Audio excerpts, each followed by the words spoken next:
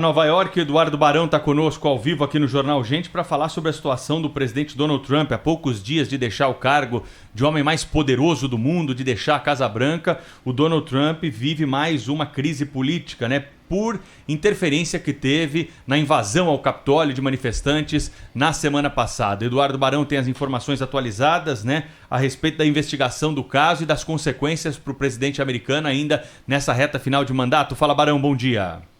Fala, Pedro. Bom dia para você, todo mundo do Jornal Gente. Faltando 9 dias para deixar o cargo, a presidente da Câmara, Nancy Pelosi, está ameaçando abrir um processo de impeachment contra o presidente Donald Trump. Nancy Pelosi deu 24 horas para que o vice de Trump, Mike Pence, evoque a 25ª emenda à Constituição, que poderia fazer com que Trump fosse afastado do cargo. Pence aparentemente não vai fazer isso, então, o que tudo indica, a Nancy Pelosi deve realmente propor à Câmara amanhã a prosseguimento desse processo de impeachment, que seria muito rápido, iria direto para votação no plenário. Resta saber se ainda dá tempo no Senado. Você tem muitos parlamentares democratas, mas ainda não tem muitos parlamentares republicanos, ou seja, do mesmo partido de Trump. Já tem alguns que disseram que seguirão adiante com esse processo de impeachment para retirar Donald Trump do cargo. O que mais se fala por aqui é se dar um exemplo. Afinal de contas, restam poucos dias, 9 dias,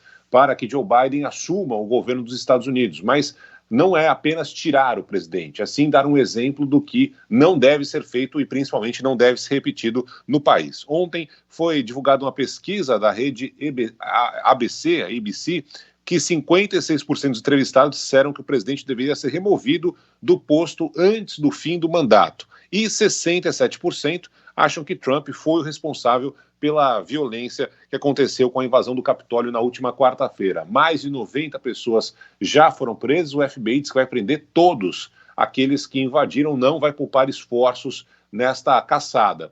Nas últimas horas, Donald Trump acabou perdendo acesso a todas as suas redes sociais e também ao aplicativo Parler, que foi usado por alguns membros da direita, removido das lojas de aplicativo nas redes de telefones celulares.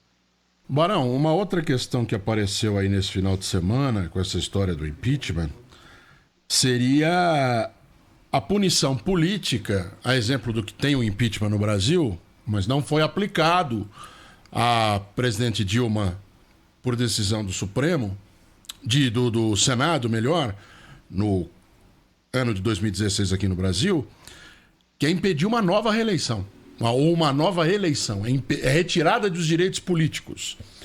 E eu procurei bastante, e como nos Estados Unidos as coisas são muito... Na lei constitucionária, né, doutor Pedro? As coisas são muito fluidas, costumes, né? Se não está lá, não está escrito, não quer dizer que não pode, diferente da nossa.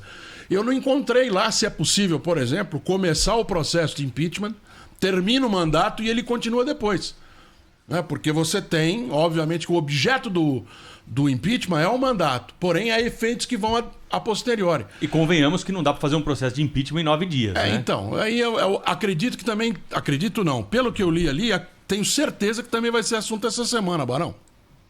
Pois é, Edu, a discussão já começou, mas a informação é que sim, você pode continuar com o processo de impeachment mesmo depois do presidente deixar o cargo, justamente por causa dessa punição lá na frente, ou seja, de perda de direito, ele não poder concorrer daqui a 4 anos.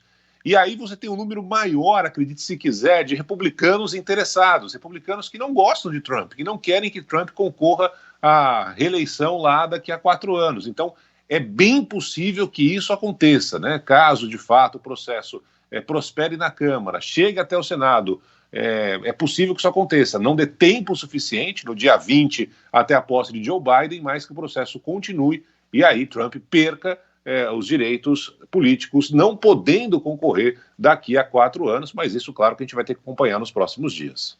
O Barão, quais são os instrumentos que existem para impedir algum ato que não seja exatamente dentro daquele previsto pela Constituição americana, que possa vir a ser cometido por Donald Trump nos próximos dias? Há também essa preocupação, não é? É um período curto, se a gente olha o tempo político e o tempo do mandato, mas dá para fazer estrago também, né? Dá, Thaís, mas não tem nenhum. Trump manda, né? Então ele continua até o final do mandato mandando. A presidente da Câmara, Nancy Pelosi, pediu para o chefe do Estado-Maior para que ele não forneça senhas das bombas atômicas para o presidente Donald Trump nos próximos dias. Mas ele não pode fazer isso, afinal de contas, Trump ainda é o presidente do país. Então, legalmente, é ele que manda. Se ele quiser fazer qualquer bobagem, se tem abrir uma guerra agora, ele pode. Ninguém imagina que isso vai acontecer. Inclusive, se fala que Trump vai ter uma agenda de eventos essa semana para melhorar um pouco a imagem dele, que, convenhamos, está bem, mas bem arranhada mesmo. Mas, legalmente, nada pode ser feito. Eduardo Barão conosco, direto dos Estados Unidos, trazendo as informações. O Barão volta ao longo da nossa programação, tá atento a tudo que acontece lá. E também na NBA, né, Barão? É isso aí, Pedro. Ontem tivemos jogo até a madrugada. A gente acompanhou a vitória do Minnesota Timberwolves para cima do San Antonio Spurs. E tivemos um jogo que foi suspenso por causa de Covid. Não teve tantos jogadores em quadra. O jogo entre Miami Heat e o Boston Celtics. Bom trabalho para vocês aí no Brasil. Até a próxima. Valeu, Barão.